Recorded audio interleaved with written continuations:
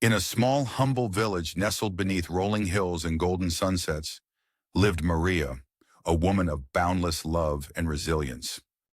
Her laughter once filled the air, dancing through the narrow cobblestone streets where flowers bloomed on every windowsill. But now her home was enveloped in a heavy shroud of worry. Maria's two children, Luis and Pedro, lay feverish in their modest beds, eyes glazed with sickness.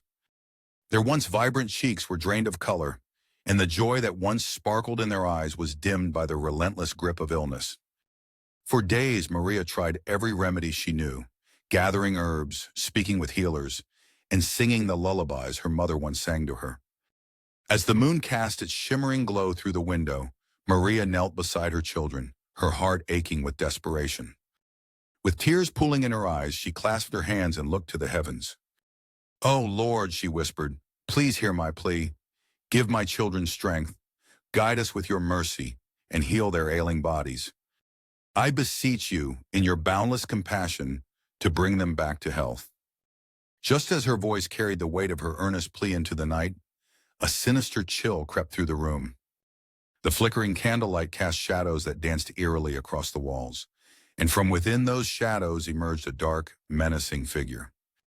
The figure smirked, his eyes gleaming with malice. "Maria," he spoke, his voice like coals crackling in a fire. "I have heard your prayer, and I offer a solution. The cure for your children lies within your hands. All I ask in exchange is your soul." Maria recoiled, a shiver racing down her spine.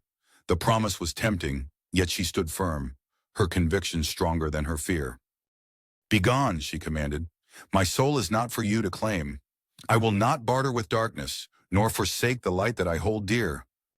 Her voice, though fraught with fear, carried the strength of unyielding faith. The figure dissolved into the shadows, leaving the room untouched but for the quiet burning of the candle.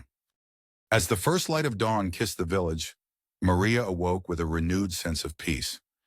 In her dreams, she had seen a figure dressed in robes of radiant white, soothing and serene. She walked to her children's room, hope cautiously blossoming in her heart. There, standing over the slumbering forms of Luisa and Pedro, was a presence indescribable, a radiant figure whose warmth filled the room with a glow that rivaled the sun. "Fear not," he said, his voice a symphony of calm and grace, "for I am here to answer your heartfelt prayer." In that moment, the children's cheeks flushed with newfound health, their eyes fluttering open to see their mother's tear-lined face, now showered with joyous relief. The fever was gone, and in its place was vitality, renewed and radiant. Maria fell to her knees, a smile breaking through her tears. "Thank you," she breathed, her voice carried upwards with gratitude as pure and profound as the morning light.